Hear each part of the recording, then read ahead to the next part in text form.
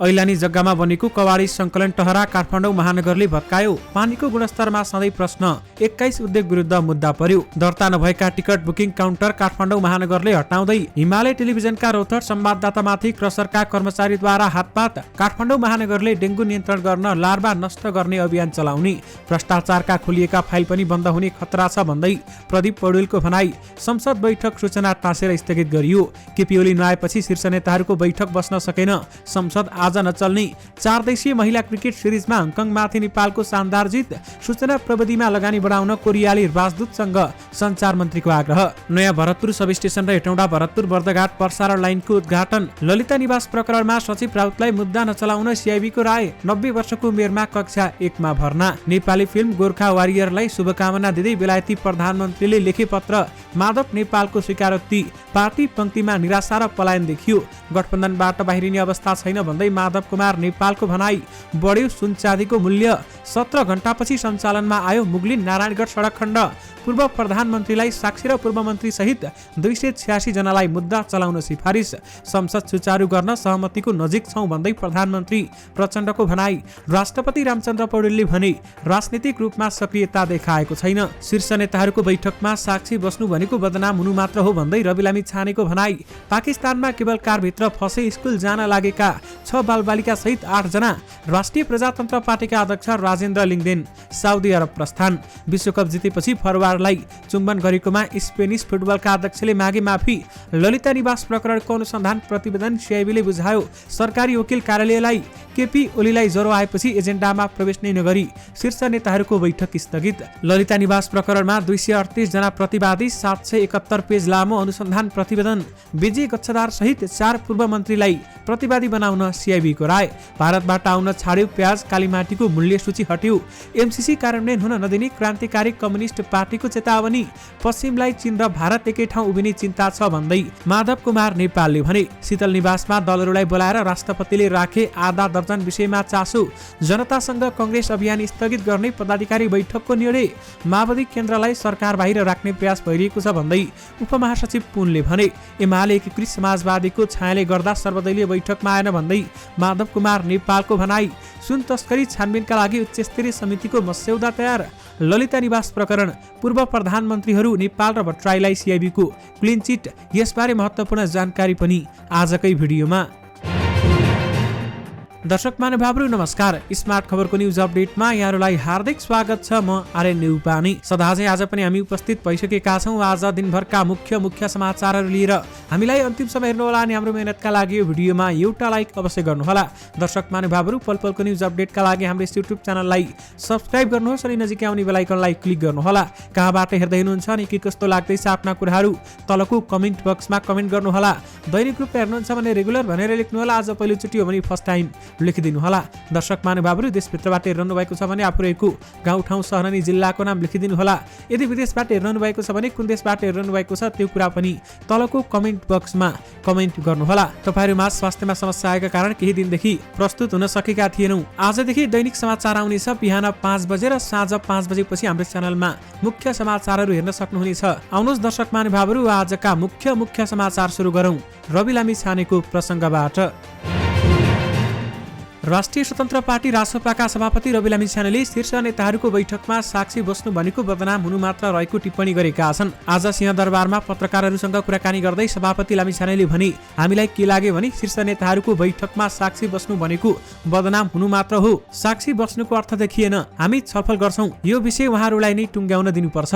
सामान्य विषयलाई पनि तन्काइरहने परम्परा दलहरूमा रहेको उनको भनाइ छ भने उहाँहरूले नै टुङ्ग्याउनु होला भनेर आफूले आफ्नो ढङ्गले हामी अघि बढ्नुपर्छ भन्ने लागेको उनले बताए। प्रधानमन्त्री पुष्पकमल दाहाल प्रचण्डले सिंहदरबारमा आज बोलाएको सर्वदलीय बैठकमा प्रमुख प्रतिपक्षी नेकपा एमालेका अध्यक्ष केपी शर्मा ओली अनुपस्थित भएपछि बस्दै नबसी बुधबारका लागि बैठक स्थगित गरिएको छ। केपी ओली अस्वस्थ भएकाले बैठकमा आउन नपाएको लामी छानेको भनाइ छ। सोमबार सत्ता र प्रतिपक्षी दलहरूले सुन प्रकरण छानबिन गर्न जाँचबुझ आयोग बनाउने सहमति गरेका थिए भने यसको मस्यौदा पनि तयार भइसकेको छ। आज जाँचबुझ आयोग बनाएर सदन चलाउने पनि दलहरूबीच सहमति हुन सकेन। प्रतिनिधि सभाको बैठक आज पनि स्थगित भएको छ।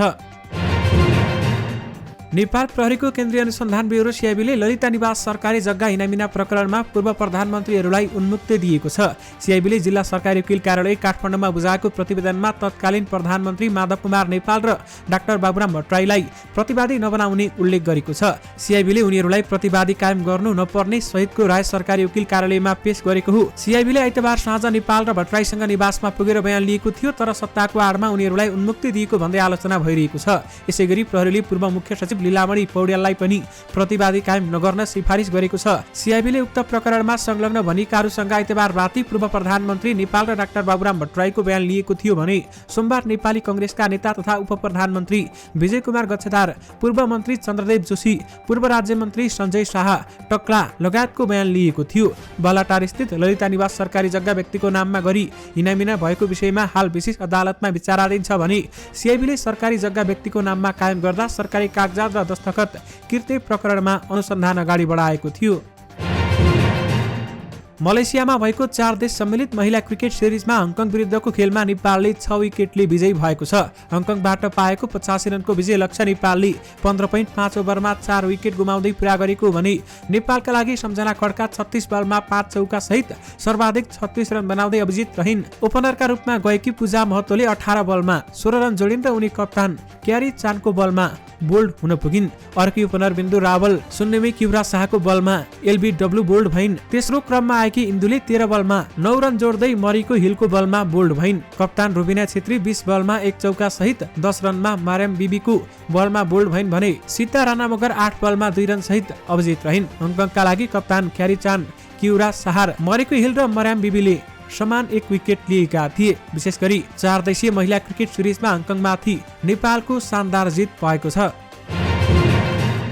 प्रधानमन्त्री पुष्पकमल दाहाल प्रचण्डले संसदको अवरोध अन्त्य गर्ने विषयमा सहमति नजिक पुगेको बताएका छन्। राष्ट्रपति रामचन्द्र पौडेल शीतल निवासमा आज बिहान बोलाएको सर्वदलीय बैठकमा प्रधानमन्त्री प्रचण्डले सो कुरा बताएका हुन् भने हामी निरन्तर छलफलमा छौं, संसद सुचारू गर्ने सहमतिको करिब नजिक पुगेका छौं भन्दै उनले भने संसद सुचारू होस् र यसमा राजनीतिक दलहरूको बीचमा समझदारी बनोस् भनेर राष्ट्रपतिबाट व्यक्त शुभेच्छा सकारात्मक रहेको पनि प्रधानमन्त्री प्रचण्डले बताएका थिए। यसमा कसैले विमति राख्नुपर्ने कारण छैन, राष्ट्रपतिको शुभेच्छा प्रति आभार व्यक्त गर्दछु भन्दै प्रधानमन्त्री प्रचण्डको भनाई उद्धृत गर्दै राष्ट्रपतिका प्रेस सल्लाहकार किरण पोखरेलले बताए संसद सुचारू गर्ने सहमतिको नजिक छौं भन्दै प्रचण्डले बताइसकेका छन्।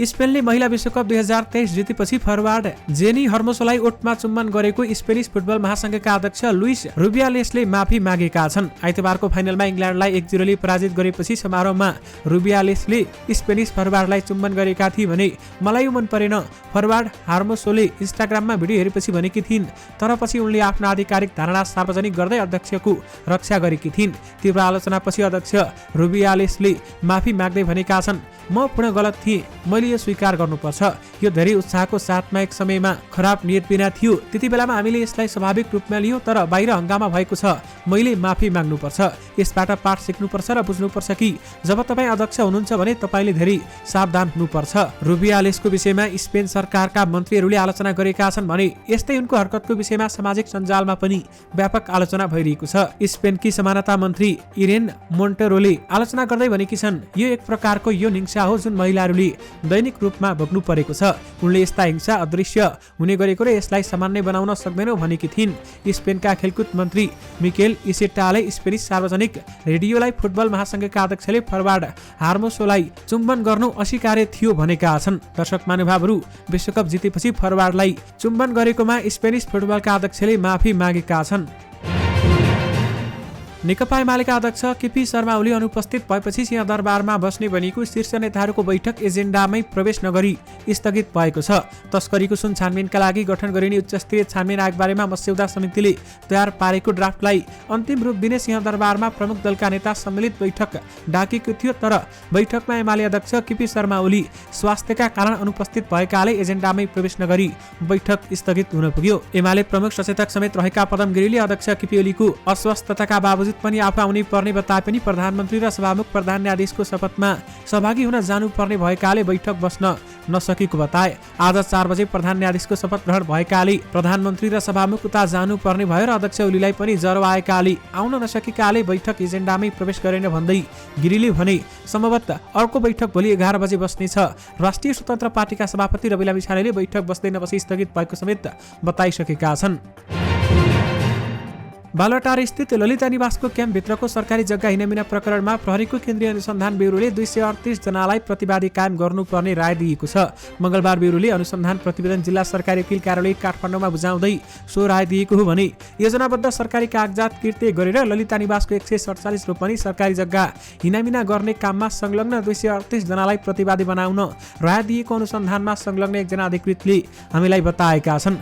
जस अनुसार संगठित किर्ते गरेर जग्गा हिनामिना गरेको प्रकरणमा पूर्व प्रधानमन्त्री माधव कुमार नेपाल, डाक्टर बाबुराम भट्टराई र पूर्व मुख्य सचिव लीलामणि पौड्याललाई प्रतिवादी नबनाउन प्रहरीले राय दिएको छ। यस्तै सञ्चार सचिव कृष्णबहादुर राउतलाई प्रतिवादी नबनाउन राय दिएको छ। यस्तै पूर्व उप प्रधानमन्त्री विजय कुमार गच्छदार सहित 4 जना पूर्व मन्त्रीहरूलाई प्रतिवादी बनाउन सिआइबीले राय दिएको छ। सिआइबीले तत्कालीन भौतिक योजना तथा निर्माण मन्त्री गच्छदार, राज्य मन्त्री सञ्जय शाह, टकला पूर्व भूमि सुधार मन्त्री चन्द्रदेव जोशी र डम्बर श्रेष्ठलाई प्रतिवादी कायम गर्न राय दिएको हो। प्रहरीले 406 जना विरुद्ध पक्राउ अनुमति समेत लिएको थियो, तर 4वटा मुद्दामा एउटै आरोपित दोहोरिँदा प्रतिवादीको संख्या घटेको अनुसन्धान अधिकृतहरू बताउँछन् र ब्युरोका अनुसन्धान अधिकृतहरूले मुद्दा नम्बर 24, 25, 26 र 27 मा छुट्टा छुट्टै अनुसन्धान गरेका थिए। ब्युरोले 56 दिनमा अनुसन्धान गरेर मंगलबार सरकारी वकिललाई प्रतिवेदन बुझाएको हो। अनुसन्धान अधिकृतहरूले 771 पृष्ठ लामो अनुसन्धान प्रतिवेदन बुझाएका छन्। विशेष गरी ललिता निवास सरकारी जग्गा प्रकरणमा 238 जना प्रतिवादी रहेका छन् भने 771 पेज लामो अनुसन्धान प्रतिवेदन बुझाइएको छ।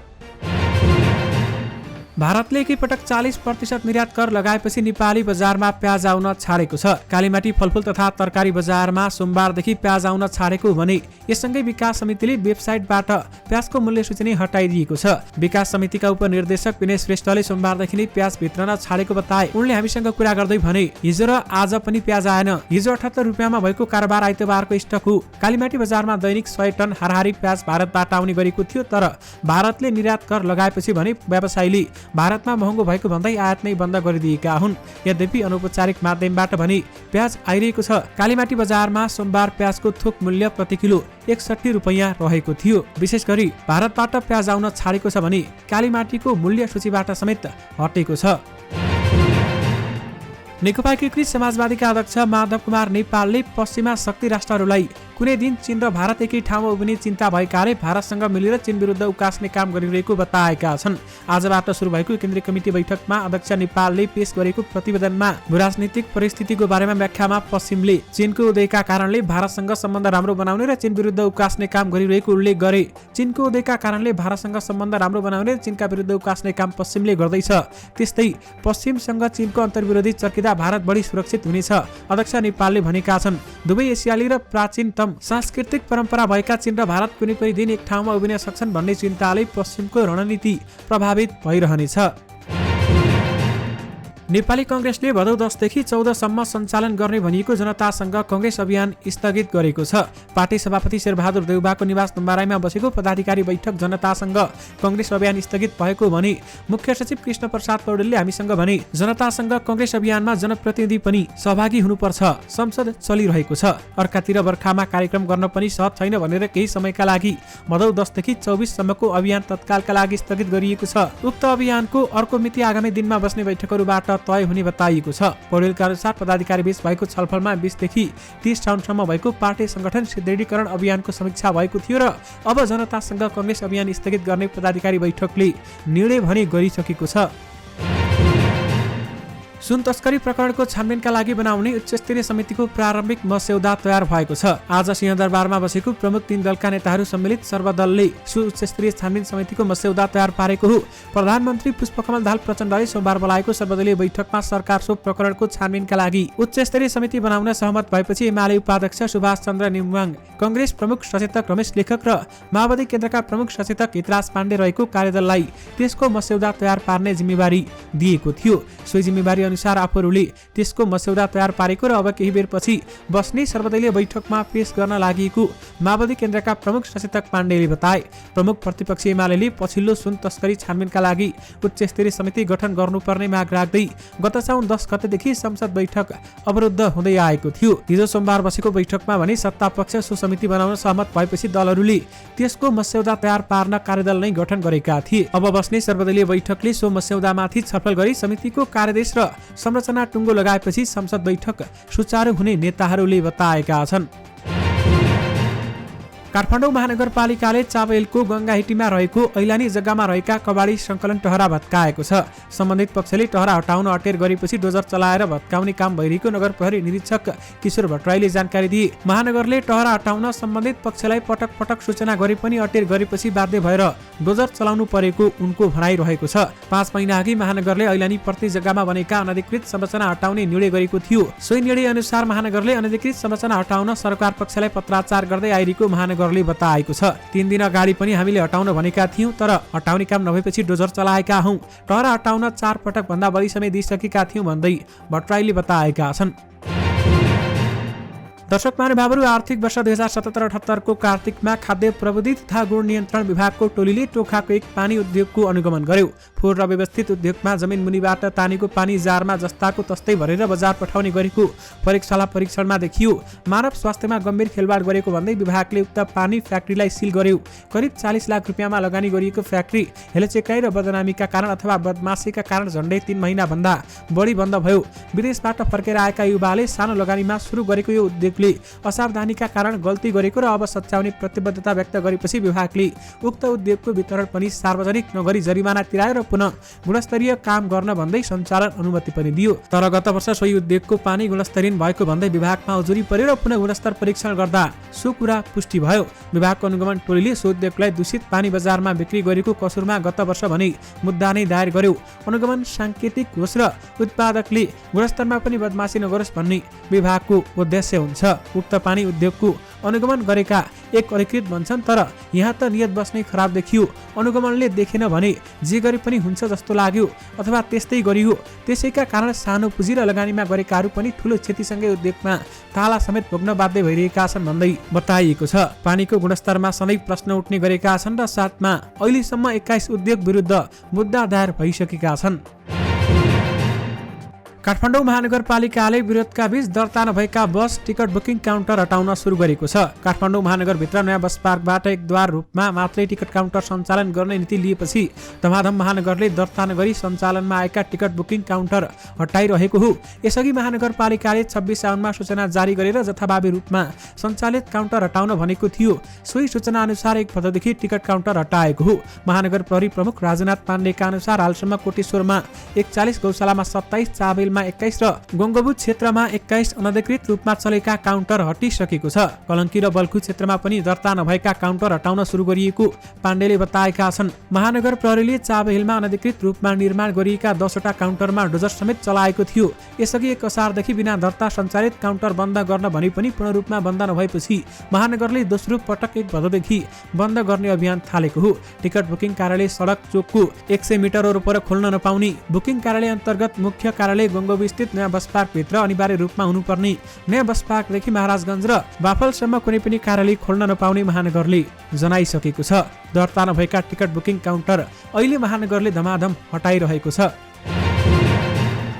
रौतहट स्थित हिमालय टेलिभिजनका पत्रकार राकेश यादवमाथि स्थानीय क्रसर उद्योगका कर्मचारीले हातपात गरेका छन्। सोमबार दिउँसो 12 बजेतिर रिपोर्टिङका क्रममा रौतहटको वृन्दावन नगरपालिकामा रहेका क्रसरहरूको भिडियो छायाङ्कन गर्दा यादवमाथि 3 जनाले हातपात गरेको उनले बताएका छन्। उनीहरूले यादवको क्यामेरा समेत फुटाइदिएका छन्। चिकित्सकका अनुसार पत्रकार यादवको छातीमा रगत जमेको छ। हातपात गर्नेमा महोत्तरीको बर्दियावास बस्ने राजदेव ठाकुर, रौतहट वृन्दावन बस्ने राधेश्याम यादव र सर्लाही बरथवा बस्ने महेश चौधरी रहेको उनले बताएका छन्। पत्रकार यादवले दिएको किटानी जारीका आधारमा उनीहरू 3 जनालाई प्रहरीले नियन्त्रणमा लिएको छ। काठमाडौँ महानगरपालिकाले डेङ्गु नियन्त्रण गर्न लार्वा नष्ट गर्ने अभियानलाई तीव्र बनाउने भएको छ। राष्ट्रिय सभागृहबाट फिल्डमा जाने नगर प्रहरीहरूलाई तालिम पश्चात खटाइने महानगरका प्रमुख प्रशासकीय अधिकृत वसन्त अधिकारीले बताउनुभयो। उनले भने अब नगर प्रहरी पानी जमेको ठाउँ खोज्नेछन्, त्यहाँ लार्भी साइट छर्किनेछन् र उनका अनुसार डेङ्गु नियन्त्रणका लागि महानगरका 64 जना नगर प्रहरी बायो लार्भी साइट सहित हरेक वडामा जानेछन्। उनले महानगर डेङ्गु नियन्त्रणका लागि चलाएका नियमित कार्यक्रमहरू यथावत रहेको भन्दै लार्भी साइट छर्कने कार्यक्रम मात्रै थप गरेको बताएका छन्। यस्तै महानगरका स्वास्थ्य विभागका प्रमुख रामप्रसाद पौडेलले लार्वा नष्ट गर्न प्रयोग गरिने औषधि जैविक रहेको बताएर उनले लामखुट्टे र त्यसका लार्वालाई बाहेक कसैलाई पनि औषधिले हानि नगर्ने बताएका छन्। यो विषादी होइन, औषधिलाई पानीको माथिल्लो भागमा छर्कनु पर्दछ। यसले लार्वाको पेटमा विष उत्पन्न गर्छ र यसबाट उसको पाचन प्रक्रिया नष्ट हुन्छ। पौडेलले भने यसबाट पुनः विकसित हुन नपाउँदै लार्वा मर्ने उनको भनाइ रहेको छ। काठमाडौँ महानगरले डेङ्गु नियन्त्रण गर्न लार्वा नष्ट गर्ने अभियानलाई अगाडि बढाएको छ। नेपाली कांग्रेसका नेता प्रदीप पौडेलले भ्रष्टाचार सम्बन्धी खोलिएको फाइल पनि बन्द हुने अवस्था रहेको बताएका छन्। नेकपा माओवादी केन्द्रका नेता भ्रष्टाचार प्रकरणमा मुछिएको देखिन थालेपछि अनुसन्धान भइरहेका फाइल बन्द रोक्ने खतरा रहेको भन्दै पौडेलले बताए, सुरुमा प्रधानमन्त्रीका भनाइमा पत्यार लाग्थ्यो, अहिले आफ्ना मान्छे पर्न थालेपछि अब नयाँ खोलिने त सम्भावना छैन, पुराना खोलिएका पनि बन्द हुने खतरा छ भन्दै पौडेलले भने। चितवन रत्ननगर नगरको पार्टी समिति सम्मेलनमा बोल्ने क्रममा प्रधानमन्त्री पुष्पकमल दाहाल प्रचण्ड र गृहमन्त्रीको व्यवहार प्रति असन्तुष्टि जनाएर फाइल खोलेपछि आफ्ना नपर्नेहरूको मात्रै पर्ने भन्ने हुँदैन, आफ्ना पर्न थालेपछि भ्रष्टाचारको अनुसन्धानको यात्रा अड्किएको देखियो भन्दै पौडेलले भने। वर्तमान सरकारले नागरिकका पक्षमा अरू केही कार्य नगरेको पनि उनले बताए। भ्रष्टाचारका अलिअलि फाइल खोल्न खोजेको छ पौडेलले भने। फाइल खोलेर प्रधानमन्त्री जस लिन खोज्नुहुन्छ, हामी पछाडि बसेर अँध्यारो भइरहेका छौँ भन्दै उहाँले बताउनुभयो। प्रधानमन्त्री प्रचण्ड आफ्नो बलले नभई कांग्रेसको शक्तिले पदमा पुगेको हेक्का राख्न उनले सुझाए। सञ्चार तथा सूचना प्रविधि मन्त्री रेखा शर्माले नेपालको सूचना प्रविधिमा कोरियाली लगानी बढाउन नेपालका लागि दक्षिण कोरियाका राजदूत पार्क तयुसँग आग्रह गरेकी छन्। सिंहदरबार स्थित मन्त्री शर्माको कार्यकक्षमा भएको भेटमा दुई देशबीचको सम्बन्ध र सूचना प्रविधिको क्षेत्रमा हुन सक्ने सहकार्यका बारेमा कुराकानी भएको मन्त्री शर्माको सचिवालयले जनाएको छ। भेटमा मन्त्री शर्माले सूचना प्रविधिको विकासका लागि अन्तर्राष्ट्रिय समुदायसँग सहकारी गर्न इच्छुक रहेको बताएकी छिन्। उनले नेपालको आर्थिक समृद्धिको प्रमुख आधार अब सूचना तथा सञ्चार प्रविधि हुने भन्दै यो क्षेत्रको विकास गर्न राष्ट्रहितमा हुने गरी सबैसँग सहकारी गर्न इच्छुक रहेको बताइन्। नेपाल सरकारले यो वर्षदेखि वार्षिक पुँजीगत बजेटको 1% आविष्कार र नव प्रवर्तनमा लगाउने घोषणा गरिसकेको उल्लेख गर्दै उनले सूचना प्रविधिको विकासलाई आर्थिक समृद्धिको आधारको रूपमा लिन थालिएको बताइन्। भर्खरै मात्रै साइबर सुरक्षा नीति जारी गरेको उल्लेख गर्दै मन्त्री शर्माले चाँडै साइबर सुरक्षा केन्द्र स्थापना गर्ने तयारीमा रहेको समेत बताएकी छन्। अहिले चलिरहेको डाटा सेन्टर स्थापनामा कोरियाले गरेको सहयोगको स्मरण गर्न प्रशंसा गर्दै उनले यसलाई थप सुरक्षित र भरपर्दो बनाउन थालिएको जानकारी समेत गराएकी छन्। नयाँ भरतपुर 220 र 132 किलोभोल्ट केबी सबस्टेसन सञ्चालनमा आएको छ। प्रधानमन्त्री पुष्पकमल दाहाल प्रचण्डले मंगलबार सो सबस्टेसनसँगै हेटौँडा भरतपुर बर्दगार 220 केबी डबल सर्किट प्रसारण लाइनको उद्घाटन गरेका हुन्। प्रधानमन्त्री प्रचण्डले चितवनको भरतपुर महानगरपालिका 11 आबटारीमा मर्स्याङदी कोरिडोर 220 केबी प्रसारण लाइन आयोजना अन्तर्गत निर्माण गरिएको ग्यास इन्सुलेटेड सबस्टेसन GIS प्रविधिमा आधारित सबस्टेसनको उद्घाटन गरेका हुन्। नेपाल सरकार तथा नेपाल विद्युत प्राधिकरणको लगानी र युरोपेली लगानी बैंक EIB को सहुलियतपूर्ण ऋणमा सबस्टेसन र सरकार तथा प्राधिकरणको लगानी र विश्व बैंकको सहुलियतपूर्ण ऋणमा हेटौँडा भरतपुर बर्दगार 220 केबी प्रसारण लाइन निर्माण गरिएको हो। सबस्टेसनको लागत 1 अर्ब 52 करोड र प्रसारण लाइनको लागत 5 अर्ब 94 करोड रुपैयाँ रहेको बताइएको छ। नयाँ भरतपुर सबस्टेसन परिसरमा आयोजित उद्घाटन समारोहमा प्रधानमन्त्री प्रचण्डले नयाँ भरतपुर सबस्टेसन र हेटौँडा भरतपुर बर्दगार प्रसारण लाइन पूर्व पश्चिम विद्युत आपूर्तिका लागि रणनीतिक महत्त्व रहेको बताएका छन्। प्रहरीको केन्द्रीय अनुसन्धान ब्युरो CIB ले ललिता निवास जग्गा प्रकरणमा सञ्चार तथा सूचना प्रविधि मन्त्रालयका सचिव कृष्ण बहादुर राउतलाई मुद्दा नचलाउन राय दिएको छ। कागजात फिर्ते गरेर ललिता निवासको सरकारी जग्गा हडपेको प्रकरणमा प्रहरीले 286 जनालाई मुद्दा चलाउन रायसहितको प्रतिवेदन आज जिल्ला सरकारी वकिल कार्यालयमा बुझाएको छ। तर सञ्चार मन्त्रालयका सचिव राउतलाई मुद्दा नचलाउन राय दिएको CIB का SSP दिनेश आचार्यले पुष्टि गरेका छन्। ललिता निवास जग्गा प्रकरणमा अनुसन्धानका लागि राउतलाई प्रहरीले 24 असारमा पक्राउ गरेको थियो। तर बन्दी प्रत्यक्षीकरण रिटमा सुनवाई गर्दै सर्वोच्च अदालतले उनलाई थुनामा नराखी अनुसन्धान गर्न आदेश दिएपछि रिहा भएका थिए। शाखाधिकृत छडा ललिता निवासको सरकारी जग्गा सम्बन्धी मन्त्री परिषदमा पठाउने एउटा फाइलमा टिप्पणी उठाएका आधारमा सिआइबीले राउतलाई अनुसन्धानमा तानेको थियो। मन्त्री परिषदले 29 चैतमा 2066 मा प्रधानमन्त्री निवास विस्तार गर्ने निर्णय गरेको थियो। त्यो निर्णयमा ललिता निवास क्याम्पभित्र समर्जङ कम्पनीको नाममा रहेको 27 रोपनी 7 जना जग्गा प्रधानमन्त्री निवासमा ल्याउने उल्लेख थियो। त्यसरी जग्गामा ल्याउँदा रहेका मोहनीलाई बाहिरको सरकारी जग्गा सट्टा भट्टा अथवा सट्टा भर्ना दिने भन्दै अर्को निर्णय समेत गरिएको थियो। विशेष गरी ललिता निवास जग्गा प्रकरणमा सचिव राउतलाई मुद्दा नचलाउन सिआइबीले राय दिएको छ।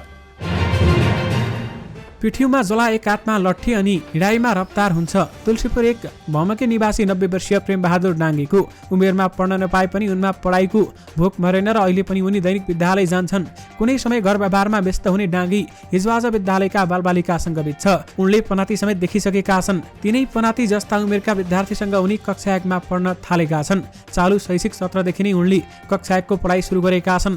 सोही वडाको वीरेन्द्र मावि भिउडहर सुनुपुरमा उनी पढ्न थालेका छन् भने उनी पढ्नका लागि भमकेबाट 1 घण्टा पैदल हिँडेर भिउडहर सुनपुर पुग्छन्। सानोमा पढ्न पाइन, गाउँमा पनि आफूसँग गफगाफ गर्ने साथी पनि भेटिएनन्। उनले भने बुढेसकालमा भए पनि केही कुरा सिकौँ भनेर स्कुल पढ्न आएको भन्दै उहाँले बताउनुभयो।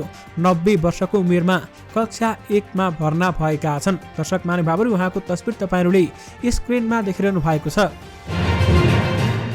बेलायती प्रधानमन्त्री ऋषि सुनकले नेपाली फिल्म गोर्खा वारियरलाई पत्र लेख्दै सफलताको शुभकामना दिएका छन्।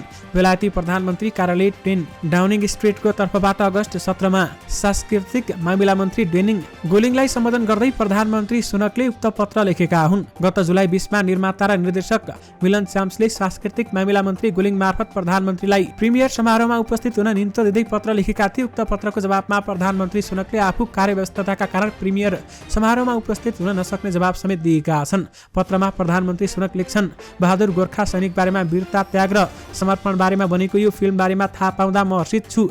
निम्तोका लागि हार्दिक धन्यवाद। दुर्भाग्यवश कार्यव्यस्तताको कारण म प्रिमियर समारोहमा उपस्थित हुन असमर्थ छु। यद्यपि प्रिमियर र फिल्म सफलताको शुभकामना दिन चाहन्छु। पत्रको लागि धन्यवाद भन्दै उनले आफ्नो पत्रमा लेखेका छन्। नेकपा एकीकृत समाजवादीका अध्यक्ष माधव कुमार नेपालले पार्टी आफूहरूले चाहे जसरी अगाडि बढ्न नसकेको बताएका छन्। तर एमालेबाट गरेको विद्रोहको औचित्य भने बारम्बार पुष्टि भएको बताएका छन्। आज सुरु भएको पार्टी केन्द्रीय कमिटी बैठकमा राजनीतिक प्रतिवेदन पेश गर्दै अध्यक्ष नेपालले संगठनात्मक अवस्था र समस्या बारेमा उल्लेख गरेका छन्। पार्टी तथा भातृ संगठनका कमिटीको तथ्याङ्क उल्लेख गर्दै उनले आफ्नो प्रतिवेदनमा लेखेका छन्, हाम्रो पार्टी हामीले चाहे जसरी अगाडि बढ्न सकेका छैनौँ। पार्टी पङ्क्तिमा आलस्यता, निराशा, निष्क्रियता, पलायन जस्ता कमजोरी देखिएका छन्। यस्तो कमजोरी देखिनेको प्रमुख कारण पार्टीकै कतिपय व्यक्तिले पार्टीको बदफाइ गर्ने अनुशासनहीन र अराजक कार्य भएको नेपालको दाबी छ। उनले भनेका छन्, यस्तो कार्य गर्ने केही व्यक्ति पार्टीबाट पलायन भइसके अथवा भएर गइसके। यदि कोही पार्टीमा छन् भने उनीहरूलाई पनि त्यस्तो काम गर्न छुट नदिने अध्यक्ष नेपालले प्रतिवेदनमा उल्लेख गरेका छन्। पार्टीका सिद्धान्त, विचार र दृष्टिकोणको पक्षपोषण गर्ने, आँटको कमी जिम्मेवारी लिने तथा पूरा नगर्ने प्रवृत्ति पार्टी सानो छ भन्ने लघुतावास, प्रत्यक्ष रूपमा कुनै पनि लाभ प्राप्त नभएको असन्तुष्टि जस्ता कारण पनि रहेको उनले औँल्याएका छन्। त्यसैगरी एकीकृत समाजवादीका अध्यक्ष माधव कुमार नेपालले अहिले गठबन्धन नबदल्ने समेत बताएका छन् र गठबन्धनबाट बाहिरिने अवस्था छैन भन्दै उहाँले बताउनु भएको हो। आज सुन र चाँदीको मूल्य बढेको छ। नेपाल सुन चाँदी व्यवसायी महासंघका अनुसार सुनको मूल्य तोलामा 200 र चाँदीको मूल्य तोलामा 25 रुपैयाँले बढेको छ। आज छापावाला सुनको प्रति तोला मूल्य 1,10,500, तेजाबी सुनको मूल्य 1,09,950 रुपियाँ र चाँदीको मूल्य 1,415 रुपैयाँ तोकिएको छ। आइतबार र सोमबार सुनको प्रति तोला मूल्य 1,10,300 रुपियाँ स्थिर थियो भने सोमबार चाँदीको प्रति तोला मूल्य 1,390 रुपैयाँ तोकिएको थियो। 17 घण्टापछि मुगलिन नारायणगढ सडक खण्ड सञ्चालनमा आएको छ। सडक विभाग भरतपुरका अनुसार सोमबार राति 8 बजे अवरुद्ध भएको सडक आज अपराह्न 12:55 बजेदेखि सञ्चालनमा आएको भने यस वर्षको सबैभन्दा ठूलो पहिरो आएर सडक बन्द भएपछि आज रातभर काम गरिएको थियो। यस सडक खण्डको नाम्सी पुल नजिक ठूलो पहिरो गएको हो। संसदको अवरोध खुलाउन पहल गर्दै आएका राष्ट्रपति रामचन्द्र पौडेलले राजनीतिक सक्रियता नदेखाएको स्पष्ट पारेका छन्। आज शीतल निवासमा बोलाएको सर्वदलीय बैठकमा उनले संविधानले दिएको जिम्मेवारी बारेमा जानकार रहेको भन्दै राष्ट्रको चिन्ता लागेर छलफलमा बोलाएको बताए। उनले भने, मैले एक्टिभिज्म देखाउन खोजेको होइन, म पनि लोकतन्त्रका लागि धेरै दुःख पाएको कार्यकर्ता हुँ, त्यसैले राष्ट्रपतिको यो मेरो चिन्ता हो। यो विभिन्न कारणले तपाईँहरूसँग सबै भेट हुन पनि सकेको थिएन। तपाईँहरूसँग भेटेर राष्ट्रको चिन्ता गरौँ भन्ने पनि थियो। संविधानको पालना संरक्षण र राष्ट्रको राष्ट्रिय एकताको प्रवर्धन गर्ने जिम्मेवारी नेपालको संविधानले राष्ट्रियतालाई दिएको भन्दै उनले भनेका छन् र संविधानमा रहेको यो जिम्मेवारी कसरी पूरा गर्न सकिन्छ भन्नेमा म सधैँ चिन्तित रहेको छु।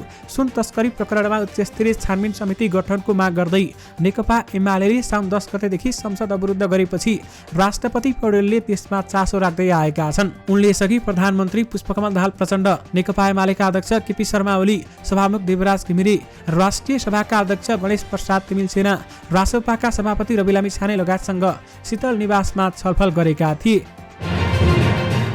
राष्ट्रिय प्रजातन्त्र पार्टी राप्रपाका अध्यक्ष राजेन्द्र लिङदेन साउदी अरब प्रस्थान गरेका छन्। राप्रपा निकट प्रवासी नेपाली एकता समाज पानसको कार्यक्रमका लागि अध्यक्ष लिङदेन साउदी अरब प्रस्थान गरेका हुन्।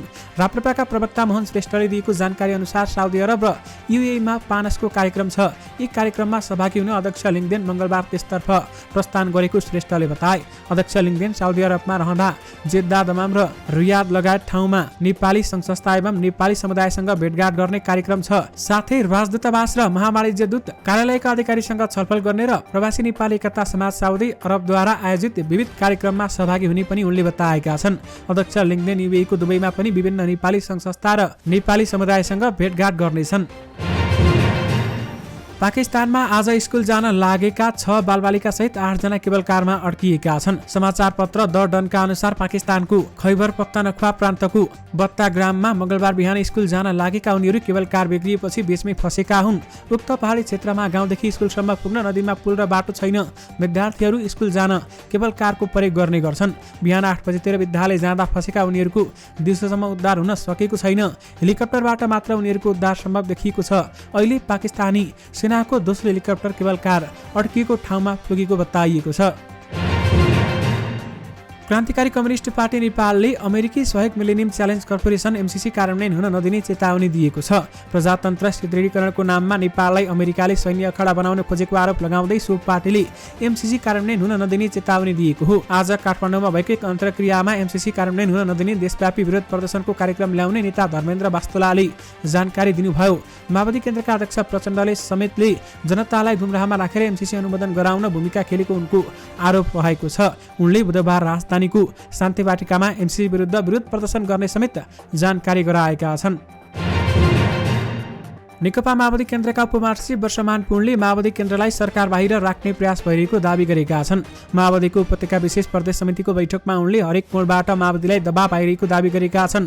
उपमहासचिव पुनले एमाले, रासोपा, राप्रपा सहित सरकार र कांग्रेस एमालेको सरकार बनाउने प्रयास भएको बताएका छन्। उनले माओवादी केन्द्रले राम्रो काम गरिरहेकाले सम्भव नभएको भन्दै उक्त प्रयास असफल भएको बताएका हुन्। उपमहासचिव पुनले यस्ता प्रयास रोक्न संगठनको आवश्यक भएको बताउँदै 3 महिने अभियान सफल बनाउन आग्रह गरेका छन्। दर्शक महानुभावहरू, यससँगै तपाईँहरूमाझ आजका सबै मुख्य समाचारहरू राखिसकेका छौँ। फेरि पनि तपाईँहरूमाझ नयाँ मुख्य समाचारहरूको साथमा उपस्थित हुने नै छौँ। भोलि बिहान 5 बजे हाम्रो युट्युब च्यानलमा मुख्य समाचारहरू हेर्न भने नबिर्सिनुहोला। अहिलेलाई भने मलाई बिदा दिनुहोस्। नमस्कार।